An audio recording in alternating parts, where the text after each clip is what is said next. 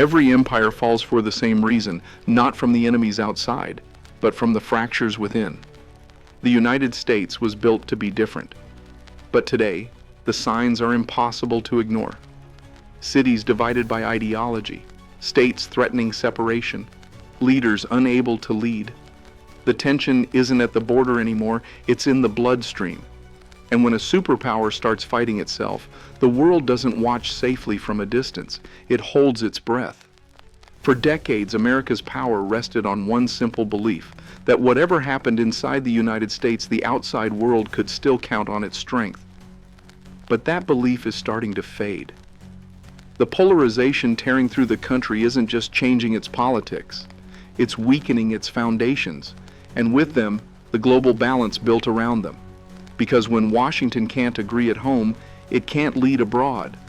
Allies hesitate, rivals test limits, and the world's most powerful democracy starts to look uncertain, not because someone is attacking it, but because it's slowly dividing itself. In this video, we'll see how America's internal fractures are shaping global risks, how domestic paralysis affects foreign power, how division creates opportunity for adversaries, and how a superpower can become its own greatest threat. If you want clarity, not chaos, subscribe to Safety Zone. Every empire has a moment when the enemy outside matters less than the fractures within. For the United States, that moment isn't coming. It's already here. The machinery of democracy still turns, but it grinds instead of moving. The world sees elections, hearings, and speeches. But behind the stage, decision-making has turned into deadlock. Laws are proposed to be blocked, votes are held to be repeated, and every policy becomes a weapon in the culture war. What was once a competition of ideas has turned into a contest of identities. Inside Congress, paralysis has become performance. Politicians don't negotiate, they broadcast. Every crisis is live-streamed, every disagreement monetized. And while the cameras capture anger, what they miss is something far more dangerous: exhaustion. A system that no longer believes in its own ability to function. Presidents now govern through executive orders, not because it's efficient, but because consensus is extinct. The courts, once the final arbiter, are seen as partisan battlefields, and the press, which once shaped public trust, has become a mirror that reflects division back to itself. This is not the first time America has been torn apart. In the 1970s, Watergate and Vietnam shook the nation. But even then, people still believed the institutions could heal. The moral contract, the faith that the system works, survived. Today, that faith is gone. The right calls the state corrupt. The left calls it captured. And the center, which once held everything together, has dissolved into silence. A democracy doesn't die when people disagree. It dies when people stop believing the disagreement matters. When every election is seen as rigged, every law as illegitimate, and every victory as temporary, power stops being authority and becomes theater. America has reached that threshold. The lights are still on, but no one trusts who's flipping the switch. The political fracture didn't appear in a vacuum. It grew out of an economy that divides as efficiently as it produces. America has always lived with inequality, but today, inequality has become its operating system. The coasts prosper, the center rusts, cities grow higher, small towns fade into silence. Technology creates billionaires overnight, while entire industries vanish without warning. And beneath all of it, something more corrosive spreads: the feeling that the system no longer rewards effort, only access. For millions, the American dream has become a museum exhibit, something that existed but no longer functions. And when prosperity turns into privilege, anger becomes identity. That anger doesn't stay in the streets, it turns into politics. Entire movements are built not on shared goals, but on shared resentment. News channels, influencers, even brands, all profit from division. Outrage becomes currency. The louder the fight, the higher the ratings. When the economy divides, politics polarizes. It's not a slogan, it's a formula. Because inequality doesn't just create economic gaps, it builds psychological borders. A family in Ohio doesn't see itself in a family in New York. A worker in Texas doesn't feel connected to one in California.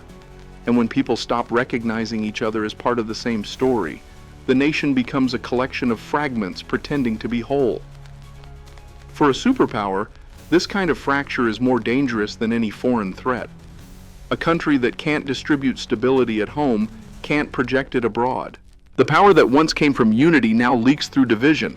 One argument, one protest, one algorithm at a time. If politics divides and economics separates, culture finishes the job. In today's America, even language has become a battlefield. Words that once united now divide. Freedom, justice, truth, once shared ideals, now flags for opposing tribes. What used to be debate is now demolition. Each side doesn't just argue against the other, it tries to erase it. The front lines aren't in foreign deserts anymore. They run through classrooms, newsrooms, dinner tables. On college campuses, the new generation learns that identity is ideology. On social media, algorithms reward outrage and amplify the most radical voices. And in the middle, moderation dies quietly, drowned out by the noise of certainty. Every issue, from gender to guns, is now a purity test. You're not asked what you think, you're told what side you're on. This is how nations stop being nations. When culture fragments, politics becomes tribal. When information becomes belief, the truth itself loses its authority. The right calls the left un-American, the left calls the right fascist. But beneath the slogans, the real fracture is deeper. It's about reality. Two Americas, two media ecosystems, two versions of the same day, both convinced the other is delusional. And when a country stops sharing the same truth, it stops sharing the same future. Because a collective destiny requires a collective story, and the United States has forgotten how to tell one. The world is always watching the United States, but lately, it's not watching with admiration. It's watching with calculation. For decades, America's greatest power wasn't its military or its economy. It was belief. The belief that no matter the crisis, the system would hold. That even in chaos, there was order. That faith is gone. And what vanished at home is now echoing abroad. Allies notice it first.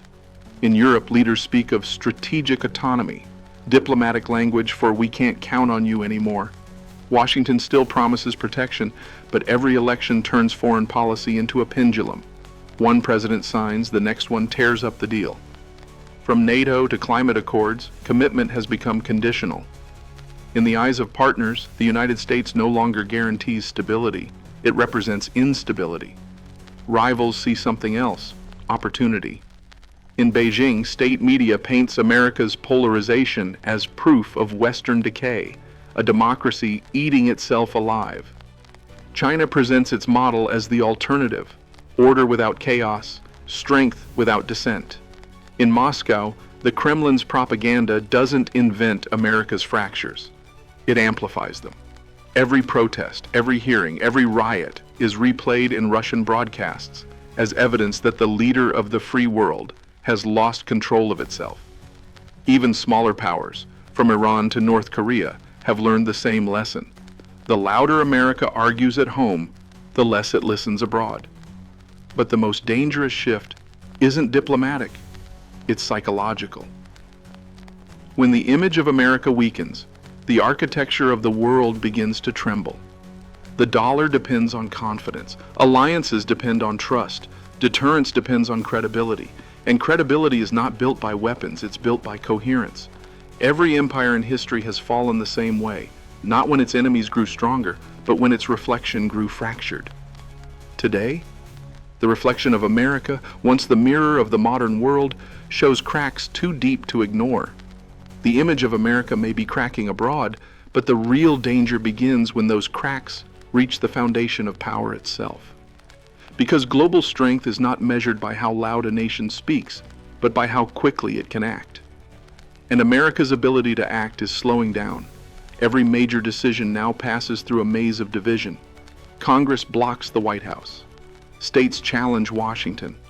Every vote becomes a battlefield, every bill a negotiation between enemies. What once was debate is now paralysis, and in foreign policy, paralysis is weakness. Rivals don't need to outgun the United States, they only need to outweight it. We've seen the pattern already. Military aid delayed for months because of domestic infighting, treaties left unsigned as politicians argue over who should take credit, a defense budget approved in pieces, while allies watch and wonder if the next administration will tear it all apart again. The world sees the hesitation, and it reads it as decline. Because power, in its purest form, is not firepower, it's coherence. In Moscow, strategists note how every U.S. election resets the map. In Beijing, patience becomes a strategy. Why confront a divided superpower when time itself does the work? Even smaller players, Iran, North Korea, Venezuela, test the edges of American attention, launching provocations that once would have drawn swift response, now met with silence or confusion. The message is simple. When your enemy argues with itself, you don't need to fight, you just need to wait for the opening. But the most fragile point isn't in Washington, it's in perception. When the world starts to believe that the United States cannot decide, deterrence itself begins to fade. Allies hesitate, adversaries advance. And what disappears first isn't power, it's predictability. Without predictability, even the strongest military becomes uncertain.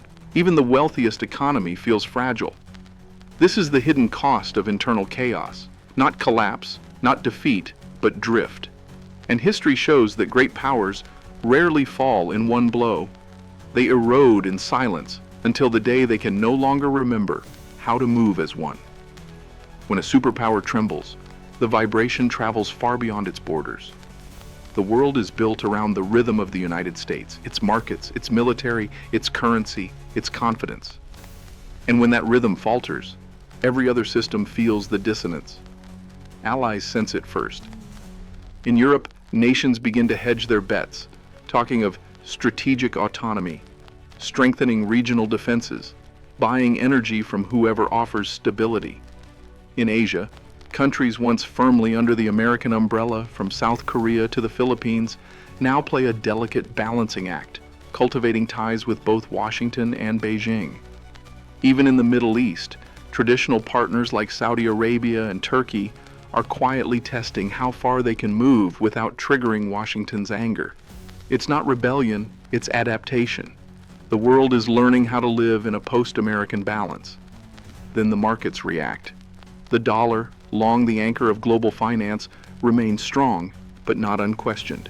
Each government shutdown, each debt ceiling crisis, each political deadlock shakes the illusion that the U.S. system is immune to dysfunction. Investors diversify, nations trade in other currencies, and slowly, invisibly, the foundation shifts. And in the fault lines of this shifting world, regional crises grow bolder. When Washington's attention is divided, deterrence weakens. In Taiwan, Chinese jets cross new boundaries. In the Middle East, militias test red lines with impunity. In Ukraine, the delay of American aid becomes a signal, not just of hesitation, but of exhaustion. Because in geopolitics, timing is power, and a distracted America is an invitation to act. What makes this moment so dangerous is that the decline isn't dramatic, it's gradual. No single event marks the fall. It's a sequence of hesitations, each one small enough to deny, but together large enough to shift history. When America loses balance, the world loses its center of gravity. For nearly 80 years, global order revolved around a single assumption, that when things fall apart, the United States will hold. But what if that assumption is no longer true? What if the center itself begins to move? That's the question every capital, from Berlin to Beijing, is asking now. Not whether America will collapse, but how to survive if it does. When nations fracture, it never starts on the borders, it starts in the mirror. The strength of a country isn't measured in missiles or GDP, but in the invisible tissue that keeps its people from turning against each other. That tissue is trust. And once it tears, no government, no army, no wall can repair it fast enough. America's greatest power was never its weapons. It was the belief, shared by millions, that despite everything, the system would hold. That belief is what turned chaos into stability and disagreement into renewal. Lose it, and the enemy doesn't need to attack, it just needs to wait. Because a divided nation doesn't fall to invasion, it falls to exhaustion. It stops believing that unity is worth the effort. And when that happens, the collapse doesn't look like war, it looks like apathy, noise, isolation. The silence between citizens becomes louder than any threat from abroad. Every democracy lives or dies by the simplest act, listening, not agreeing, listening. The ability to hear without hating is what separates strength from fragility. So before we talk about defending borders, maybe the question is simpler. Can America still defend the space between one citizen and another? Because when trust dies inside, no border can keep danger out. Every empire believes it can bend history until it forgets how to read it. The division inside America is not just a domestic wound, it's a crack in the global mirror. For 70 years, the world moved by the rhythm of one idea, that Washington, despite its flaws, would hold the line.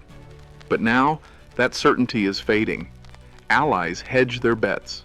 Rivals take notes. The center that once held the system together is starting to drift.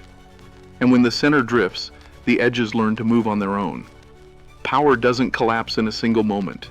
It erodes in whispers, in the meetings canceled, in the warnings ignored, in the silence between one crisis and the next. The United States doesn't need an enemy to fall. It only needs to keep doubting itself long enough for the world to stop waiting for its lead. Because when a superpower loses direction, the void it leaves behind isn't neutral, it gets filled by others. Some will fill it with order, others with chaos. But either way, the world without an anchor becomes a sea where every storm feels permanent. Every empire falls the same way, not from the outside, but from the fractures within. And so, the real question isn't whether America can still hold the world together.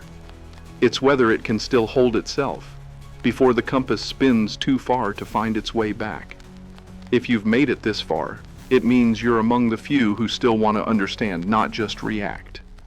The story of America's division isn't just about politics. It's about what happens to the world when its anchor starts to drift. And that's why Safety Zone exists, to separate noise from meaning, panic from perspective. So if you believe clarity is still worth defending, subscribe to Safety Zone. Because the next fracture we'll explore might not be inside America, but what begins here always finds its way out there.